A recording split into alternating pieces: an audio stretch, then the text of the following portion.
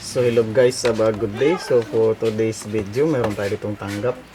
Yan, board. So Dell, ang problema niya, so yung kanyang power supply pag naka-plug, nag-shut off.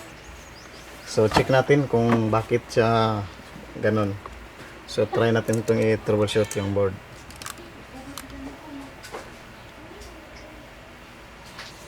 First, kuha tayo ng power supply, then yung plug, yung pang Dell. So hanap tayo.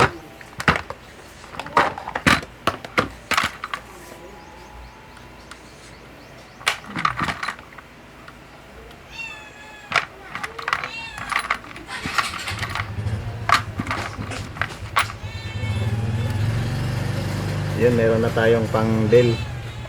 So try natin, tingnan nyo kung dito sa taas, tingnan nyo yung current draw nya, kung talagang bumababa ba siya. Ayun, so meron siyang shorted. So yun yung try nating hanapin. So ang gagawin natin is mag-i-inject tayo ng voltage na 1 volt, then gagamit tayo ng scanner.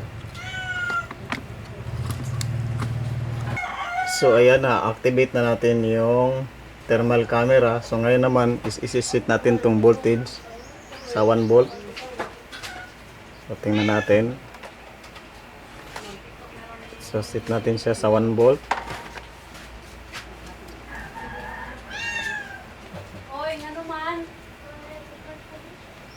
Yan. Then so set natin yung current natin sa 2 amperes. So ngayon nasa 3 amperes to yan. So 2 amperes na. So ngayon mag-i-inject tayo ng voltage. So mag-ground tayo dito. Then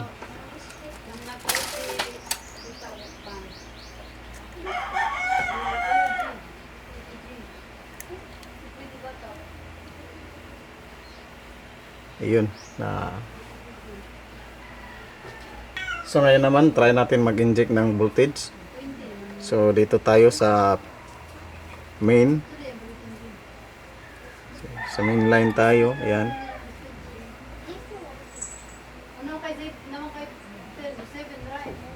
So sa main line, so ito yung MOSFET.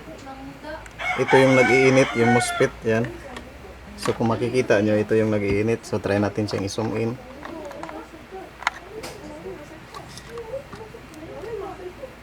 So itong MOSFET na to, so bakit siya nag-iinit?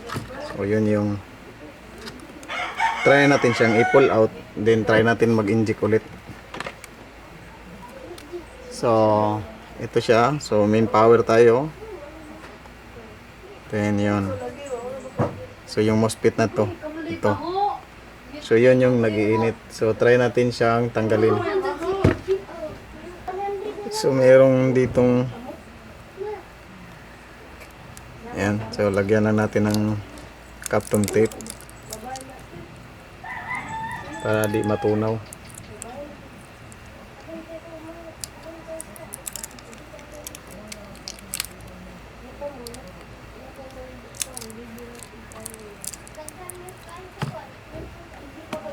Ayan. So tanggalin na natin.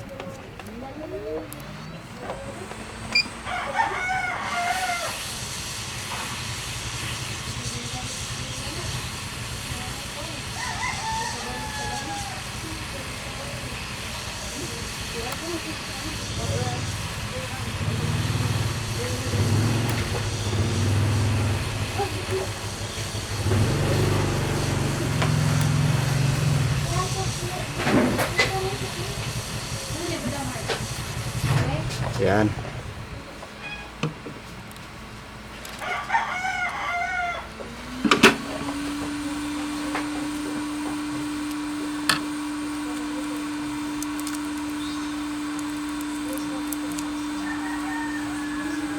Then natanggal na natin siya. So ngayon naman, so natanggal na natin siya. So try natin mag-inject ulit ng voltage.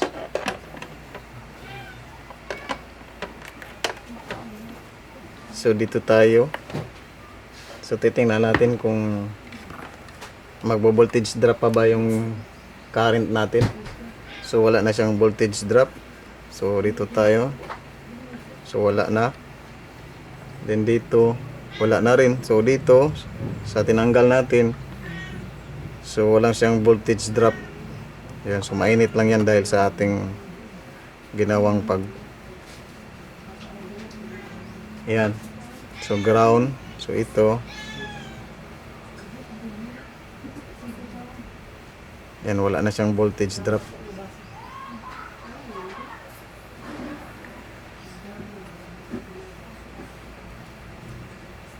Ground.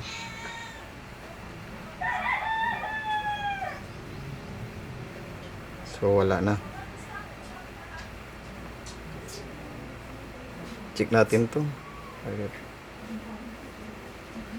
So kung makikita nyo, wala na siyang voltage drop. So mayroong voltage drop, siguro ito is ground.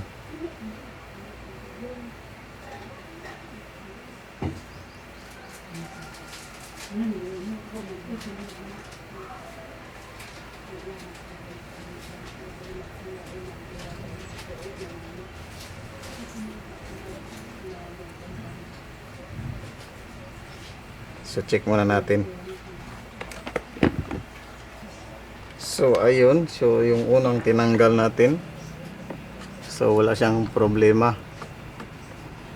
So try natin mag-inject dito. So kung titingnan natin dito, so yung current draw niya, so yan 0.69 volts, then 3.4 amps. So yung current draw. Then dito wala tayong makikita na nag-iinit na parts. So dito, so dito parang mayroon tayong napansin. Yan, parang may nag-iinit na parts. So check natin kung anong parts to. So ito siya. So talagang mainit siya. So parang ni-repair na siya, no? So check natin sa microscope kung anong parts yan. So punta tayo dito sa ating microscope. So hindi pa na-activate yung microscope natin. So activate lang natin yung microscope. So ayan, activated na yung microscope natin. Then try natin set para automatic.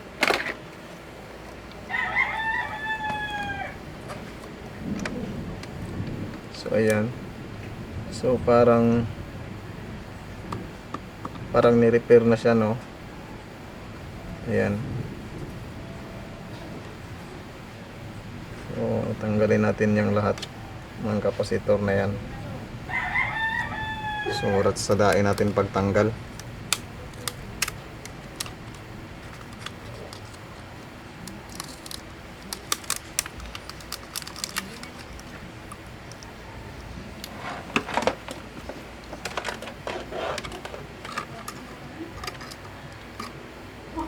So try natin yan.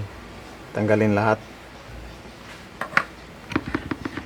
Kuha lang tayo ng pangtanggal ng ating tweezer.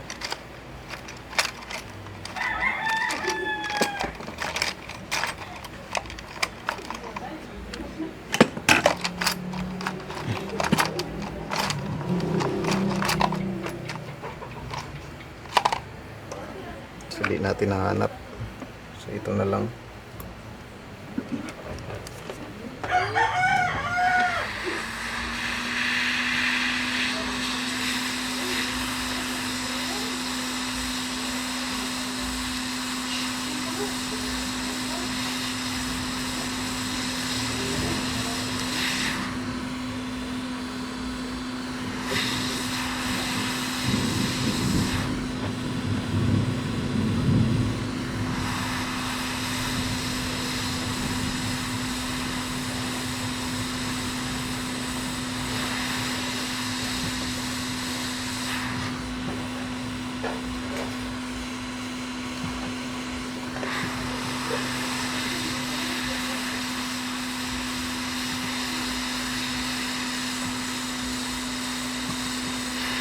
Yan. So, linisin lang natin yan.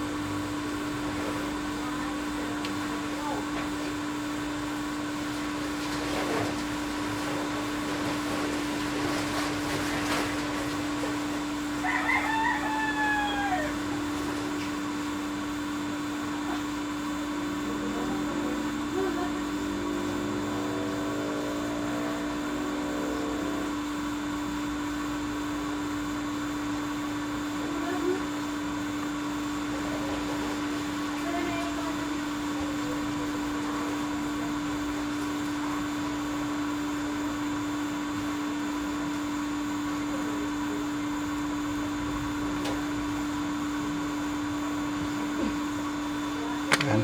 So, linisin lang natin. Pangit yung pagkaano niya.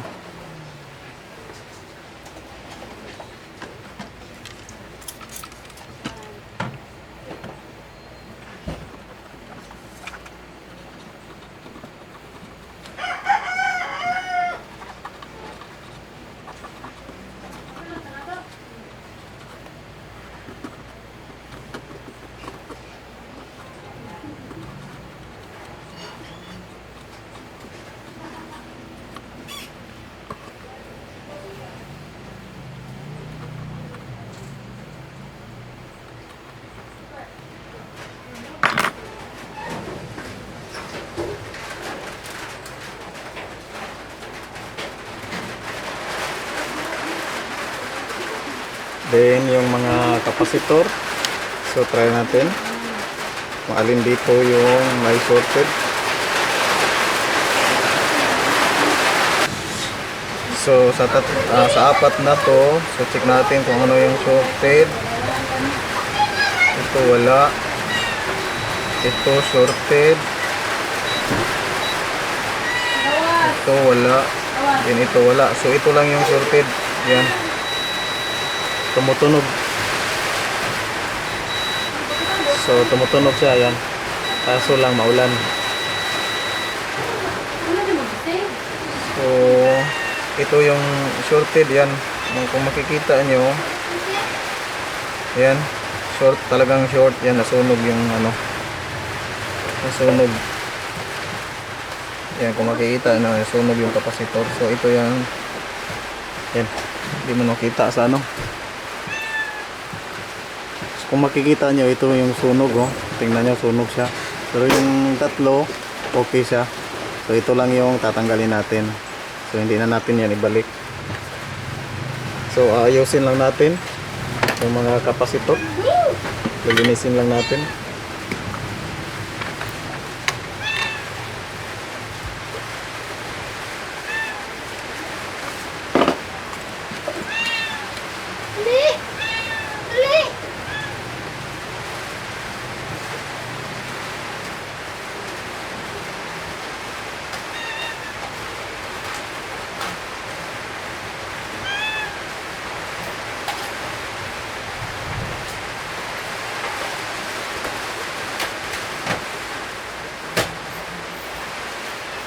Dahil ibabalik lang din natin yan.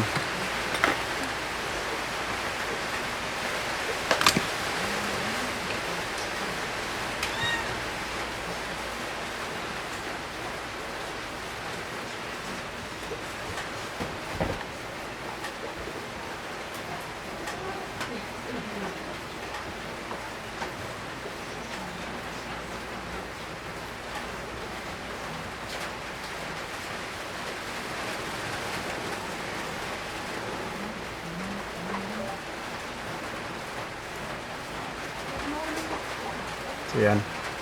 So ibabalik natin yan sa board.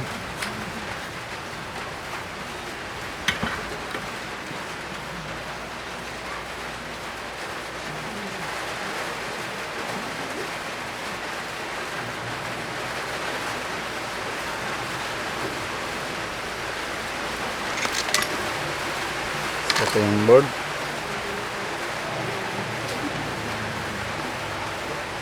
Yan. So ibabalik lang natin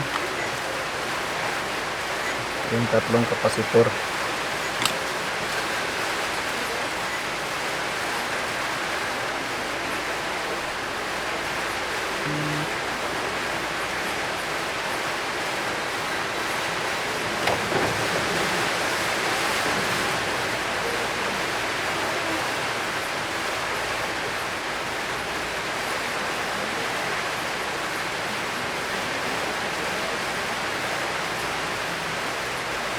Yan.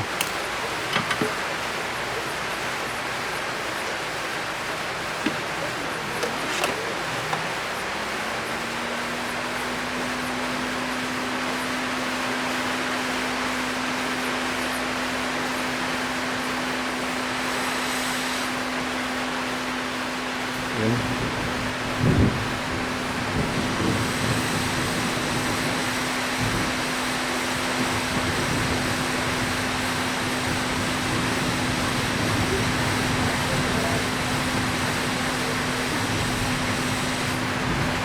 Sa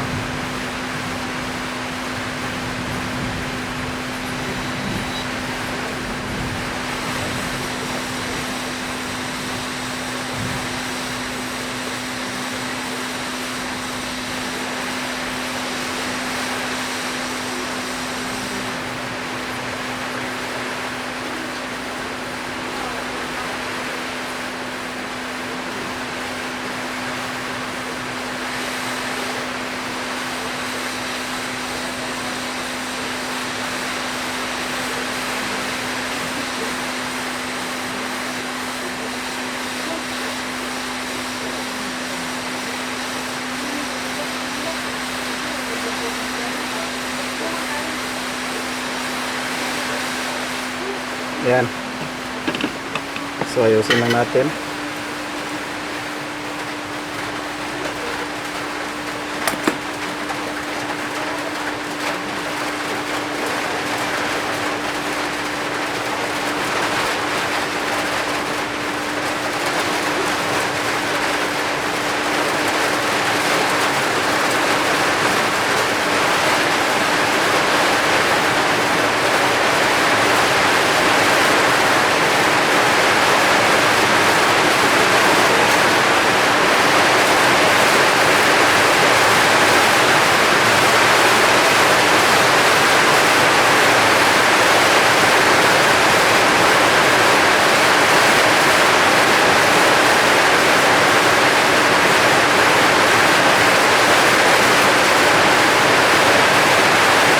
Ayan. So linisin na natin. Kung medyo malakas yung ulan.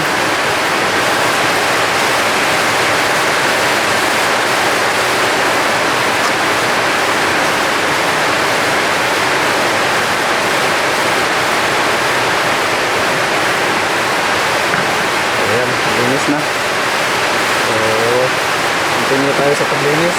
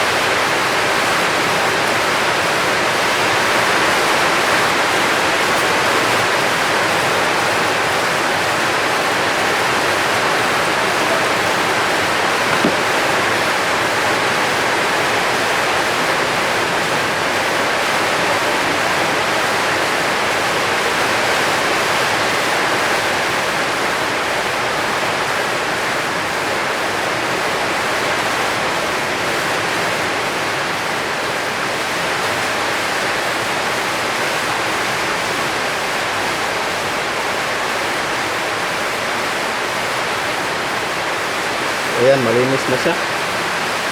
So kung titingnan nyo, malinis na siya. Ayan. So ibalik na lang din natin yung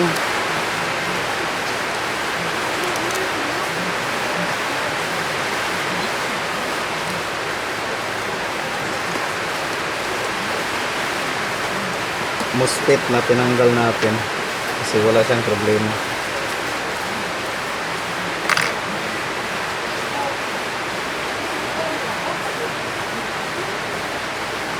So try muna natin mag-inject ng voltage. So dito. So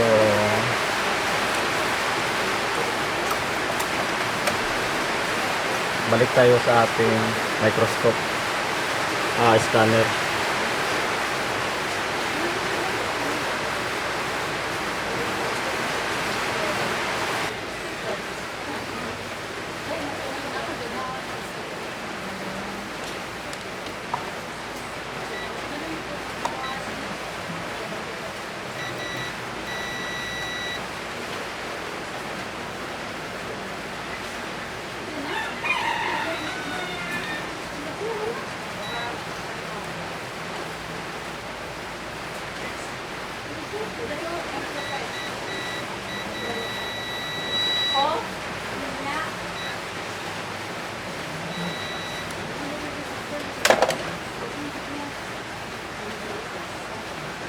Power on natin.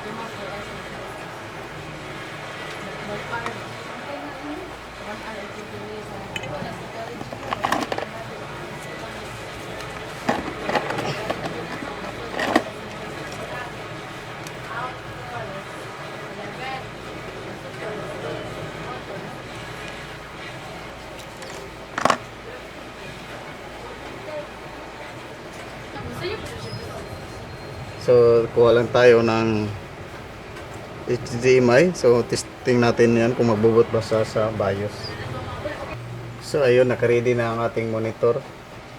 So ang ating monitor, so ito yung monitor natin.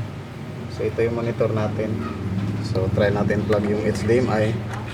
Then try natin i-power yung laptop.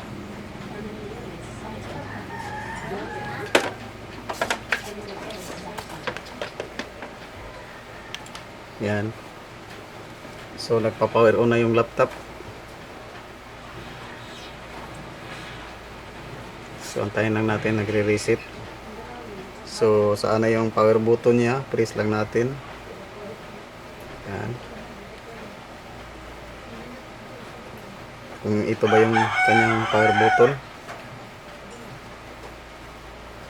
Parang ayaw. Hindi yung kanyang power button. So ayan, nag-power on na yung unit natin. So hindi natin mapalabas dito. Sana lalabas yung BIOS. So nagre-reset pa siya. So sana lalabas lang siya dito.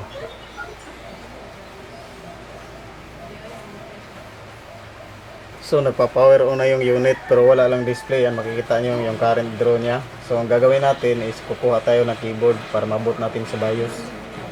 Kung magdi-display ba siya sa ating HDMI.